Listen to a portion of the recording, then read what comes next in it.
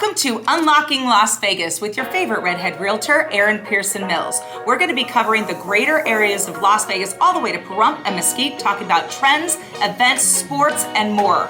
I'm super excited to welcome all of our guests this year and have a great time, which is everything Unlocking Las Vegas. Welcome to another episode of Unlocking Las Vegas with your fabulous redhead realtor host, Erin Pearson-Mills. And today as my co-host is... Joshua Nieves with Merit Lending, the home loan closer. And I'm just like renaming this right now, like Ginger Power Hour. I'm in. I love it. What a great idea. Okay, so I think it would be fun. Let's just say how we met. I'm going to let you tell the story, and I'm going to kind of just interject into all this and, make my head big. Like I liked all your words. Like I loved it. We met through synergy. We met through a wonderful guy in the community that is inspired on helping investors get investment properties. And so we were invited to be guest speakers. I didn't know you were going to be there. Didn't know you were going to be there. And lo and behold, I got to meet one of the coolest ginger real estate agents ever. You brought so much value in that meeting that I had to stay and actually be late to my next meeting. But because you felt the energy. The energy, and just like it was a lot, you were alive and you had so much value packed into so many few seconds. So just the opportunity to meet with you, sit down with you, talk, and then you were talking, I was like, let's do a podcast. You're like, let's do it. And it sounds like you like to take action. So here we are. I do. It was really, really great. So what I loved, because I did get invited to talk about basically social media and how my biggest hashtag is community over competition, because I feel like everybody should be uplifting everybody to be great together, because our industry is not always very friendly. It's very like... I don't even know what word you would put on that, but I'm here to teach people that, the more that you put out into the world, the more you're going to get. It's like my core set value. And so I just loved, I teach my kids, give it away to start the day, Okay. So my husband's in ballet. We always kind of have dollar bills hanging around, right? So when I was younger, I used to say, oh yeah, I'm not the stripper like my husband is, right? Pretty funny. So everywhere we go, I'll kind of give my kids a couple of dollars and they get a choice, how to hand them out, whether to tip the coffee guy or, give it to a homeless person. So yeah, that's kind of like my vibe. Yeah, I love that. I built a lot of my business by giving. Nobody cares how much you know until they know how much you care. And so sometimes people need, especially making the biggest decision of their life, guidance. And so they're really relying on their realtor, their loan officer to be those guides. And if we're not taking that initiative to step up and lead people to where they're looking to get to, we're not going to win. They're not going to win. And so we don't have a win-win in that scenario. So a lot of my business is built on, giving win-wins for people, what's going to really work out for everybody, and then just being accountable and performing. And education is the key, so like in my industry, every 2 years, we have to take XYZ amount of hours. Like it teeters around 40, depending on your market. So it's like, my goal is to do like 15 to 20 educational hours per week. So I'm at the top of the crop, to help everybody through. I feel like you're the same kind of thing, like being a lender, like your market changes daily with the interest rates. Daily, hourly, moment to moment. I mean, I rely on people like you because guess what? I stay in my own lane. I know like the very crust of your business, but I'm always like, let me call it professional. Absolutely. And I think that's one of the best things. We have the 4 C's that we work with, collateral, capital, credit, and capacity. And it's really, your guys' world is to get that collateral, that piece of the pie. My job of my world is to, the next question is, are you cash or credit? Just like on any sales event, right? How are you paying for this? If you're cash, you have those steps as a realtor. Let me get you, my buyer brokerage agreement. Let me go ahead and get your proof of funds because we're going to have this taken care of. Or it's like, hey, let me get you over to my all-star lender. And then from that's the step where it's like, I'm thrown in the game to play. And so I need to make sure that I check those boxes and find out, do you have a deal and can I get it to the finish line and first of all, fastest amount? I did get distracted because you're like the 4 C's and I went immediately to like cut, clarity. I went to the diamond side. Yeah, that's just me. That's Sparkle Queen. But I do place like my people with personalities too, because, they cannot be like a bot lender. They can't be like, a .com lender. We don't need to name names. Like my people need to be here, boots on the ground, Vegas. I can call you at 2 a.m. if I'm freaking out. You probably answer to make sure I'm okay, sort of a thing. But where are you from, Vegas originally? So I'm born and raised here. The same doctor that delivered me delivered my mother. So I call myself a super native. What hospital? I'm born in Women's Sunrise Hospital? Sunrise. Okay. My brothers and sisters were born in Women's, which is no longer here. My wife was born in Women's Hospital. Yeah. So, does that mean I was born in Henderson? Maybe it was Las Vegas then. Women's Hospital. That's in Las Vegas for sure. Okay, good. Yeah, you're safe. You're in Las Vegas. Okay. Yes, and so since then I've had 3 beautiful daughters here in Las Vegas and 2 beautiful grandchildren that have been born here. So we are 4 generations deep of delivered babies. I don't have grandkids. I have grandpuppies. Yes, I am. I'm that old. Thanks. No, I'm actually a young grandpa. I was fortunate to have 2 beautiful girls at 17 and 18, and nice. My daughter made me a grandpa at 40 years old. Nice. Okay, cool. I like it. So being young is a vibe. I have friends that have babies later in life, and you can see the pros and cons for all of that. So what I love about us is that, that's our superpower, not only the ginger, but we were born and raised in Vegas. We've seen it grow. We can really, tell the vibe. When people, they find me on Instagram or TikTok, they know they want to come to me because I've been born and raised here. I'm not technically allowed to tell them like, oh, this is better crime or worse crime. You got to look that up on your own. But the questions that come with, are you bringing a family? Where do you work? What are your hobbies? Do you like the lake, or do you want to climb a mountain or be as close to Disneyland as possible? Right. Do you want land, or do you want brand new?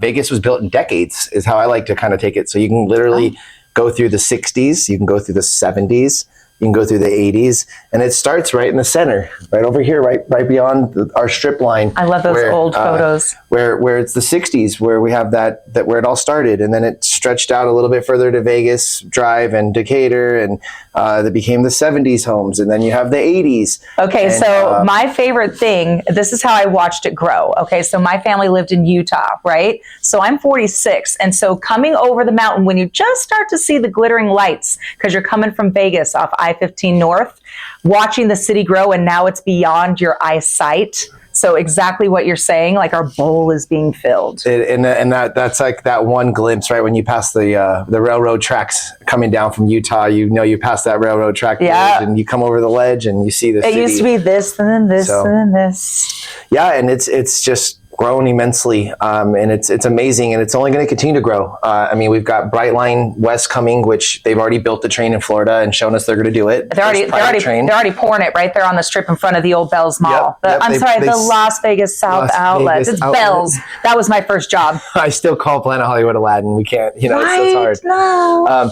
And then we've got the A's coming, opening 28. We've got Sony Studios opening. There's talks of Disneyland coming. Please, to Las oh my Vegas. heck, I heard that. Are you kidding me? I heard it's on the way to Pahrump, so between Mountain's Edge and Pahrump. By the way, over the hump to Pahrump. You heard it here. You've heard it before. Pahrump is the Brooklyn of Las Vegas.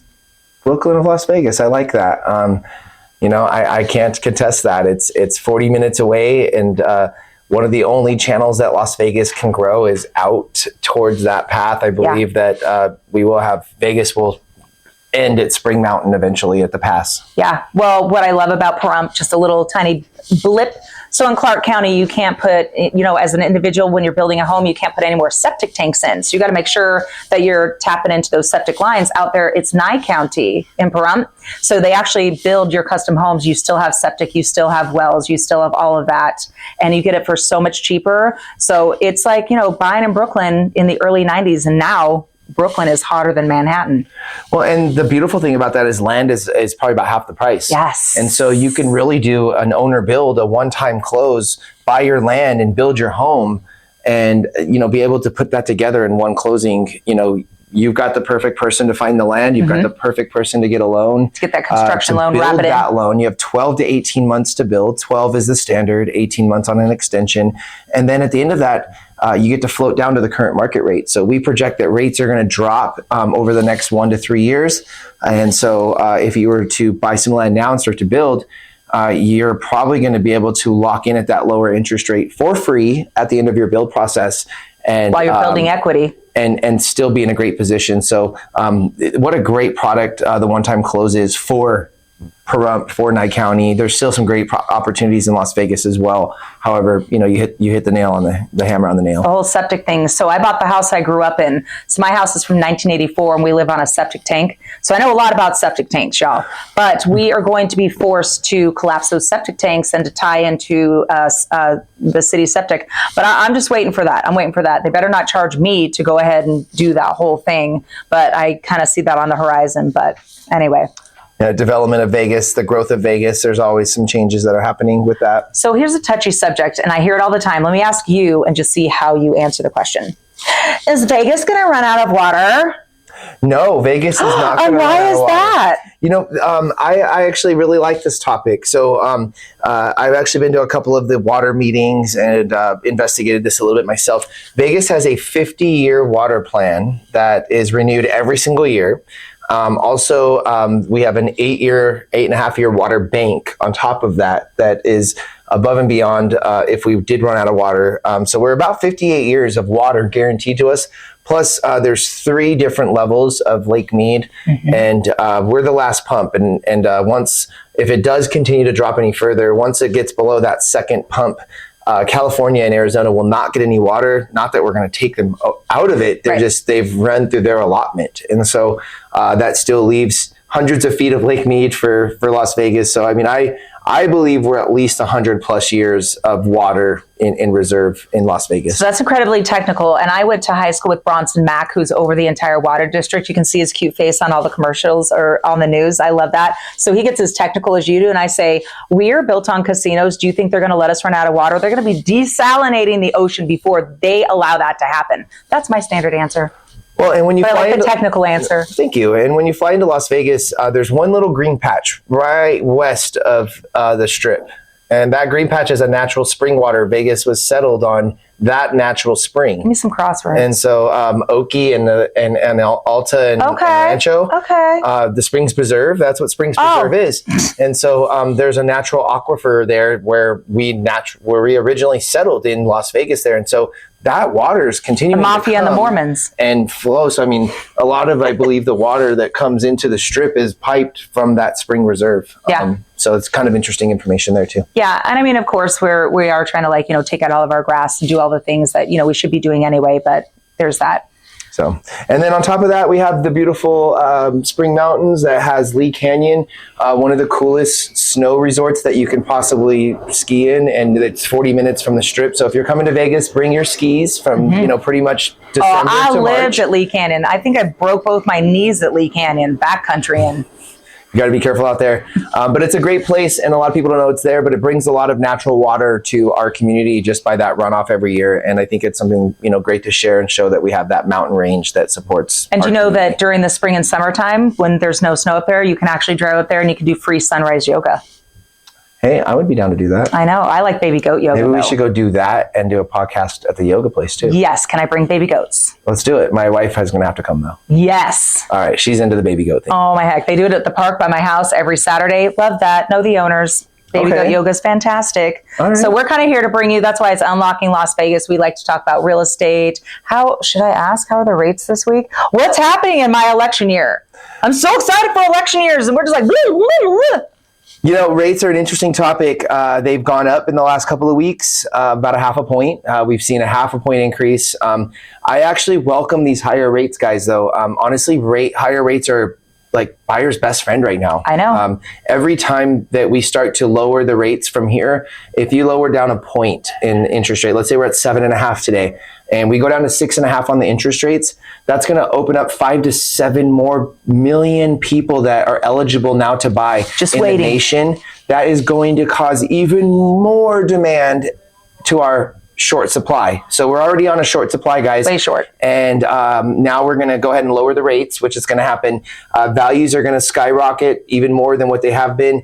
And supply demand. The competition is going to get fierce. So really the philosophy, and I'm not a big fan of this, but I'm going to say it, buy the house, date the rate. You're marrying your house. You're marrying your home. This is something you're going to have for 5, 10, 15 years, maybe even a little bit longer. Look, or nobody likes to hear it, buy smaller. buy smaller. We are slaughtered with, all the things, all the videos, everything on TV and Instagram. If you're starting, buy the starter home, because in that time, that you're ready for the rates to go down, refinance, you've already just gained so much equity. Like my kids, they bought in 2021, 262. The house is already at almost $400,000 now. Yep. It was way too small for them. And now they're ready to go. And we're working with $100,000 equity now. And what's 400 is going to be 550 in the next 3 years. I can't promise that, but the history repeats itself. The graphs are there, the data's there, the rate reductions are going to bring it there. And so really buying the house now is going to save you money. And then when you can reduce that rate, and I love your idea of buy the smaller house. One, when you do get the rate reduction, maybe you can afford to jump into a 15-year loan and save your family $200,000, $300,000, $400,000 of payments over the life of the loan. I mean, nothing's better than free and clear 15 years from now. We're not getting any younger. If you buy a house at 40 and you're 55 and you're free and clear, you can truly retire. Let's say you bought a house at 25 and paid a 15-year mortgage. You're 40 years old. You're free and clear on a home. That's like that is the biggest wealth builder that you could possibly give yourself. But one more facet to think about. So like my kids, they've got all this equity. They have a stellar rate. Okay. We're not even going to talk about their 2.75 rates, right? So they actually, with you, could actually take out a HELOC, right? Use that extra money, keep this house, turn it into a rental, and go buy a bigger house. Did it 6 times last year. Boom! Yep, 3 of them really cash flowed pretty nicely because of how long they were in their houses. Okay, our next podcast, we've done it before, but we're going to talk about HELOCs and how and where you can use that, because I was desensitized and thought it only had to be put back into the home. Didn't know I could buy a Disney cruise. Just kidding. You should never do that. Use the money for something real. But HELOCs are magic. House hack. House hack. They're magic for a couple reasons. Power Hour. One, a HELOC, and we can pick up on that podcast. You can take that capital and you can invest and expand a portfolio. 2, you can actually accelerate the payments of your first mortgage and take that HELOC, take $10,000, pay it on your first mortgage, take the money that you're taking from your paychecks, put it into that HELOC so that you capture the lower balance. Pull your bills back out. Instead of putting $3,000-$4,000 a month into savings, put $3,000-$4,000 a month back into the HELOC. You pay off the $10,000 and then you pull it out again and you pay it down on your first mortgage. If you did that 3 times a year, $30,000 a year, over 5 years, you will probably end up paying your house off in about 5 to 7 years on the acceleration, depending on balances and calculations. So, I mean, the HELOC product is very dynamic. And also it helps people out. Let's say, right now you said we're really excited for election year. I'll touch softly on that. I think a lot of people's debt has increased dramatically over the last 3 years. Mm-hmm. And so I see people with 29% credit cards, and here I am offering them a 10.5% HELOC that they can take this $30,000 in credit cards, consolidate it. Now they're getting a tax, write-off because they're adding more interest write-off to their taxes if they're eligible, and they're eliminating that 29% toxicity down to 10.5%. And really, if you can, even look at that calculation of what the two differences, they can probably get rid of that debt within about 3 years, very minimal payment. Although to end, I do want to say, really get your credit up really well, because that does affect your interest rate on your HELOC, and so don't go for a HELOC when you're being pushed up against a wall. Get a HELOC when you're in a good position with good credit and you don't have debt. That's like your little savings account for when you need it, okay? Because I've got people coming to me that are up against a wall with way too many credit card bills, but now their credit score is garbage and you're not getting the rate that you're seeing or the amount that you need on the HELOC. Anyway, wow, we could be nerds for so long now. Can I ask you a question? Yeah, maybe. Yeah, I have a question. So don't let it be hard. I really kind of track availability of what's available in the market product. And so I have really been watching, the price points of $350 to $550. And I've been really watching the price points of $550 to $850.